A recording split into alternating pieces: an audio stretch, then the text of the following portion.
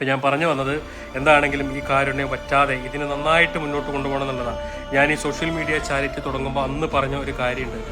ഇതിനെ നല്ല രീതിയിൽ സമൂഹത്തിൻ്റെ മുന്നിൽ ഇതിനൊരു കറയുമേൽക്കാതെ ഇതിനൊരു കാപ്പട്യവുമില്ലാതെ സമൂഹത്തിൻ്റെ മുന്നിൽ സത്യസന്ധമായിട്ട് ഇതിന് മുന്നോട്ട് പോകണം. മറ്റുള്ളവരെങ്ങനെ എന്നുള്ളതല്ല, ഞാൻ ചെയ്യുന്ന പ്രവർത്തനങ്ങൾ എങ്ങനെ എന്നുള്ളതാണ്. അത് വളരെ കൃത്യമായിട്ട് ആളുകളുടെ മുന്നിൽ ഇങ്ങനെ കൊണ്ടു നടക്കണം. കാരണം ഈ സോഷ്യൽ മീഡിയ ചാരിറ്റി ഇതുപോലെ മണിക്കൂറുകൾ കൊണ്ട് ഈ ലക്ഷങ്ങളും കോടികളും വേണ്ട രോഗികൾക്ക് വളരെ പെട്ടെന്ന് എത്തിക്കാൻ കഴിയുന്ന ഏറ്റവും വലിയൊരു പ്ലാറ്റ്ഫോമാണ്.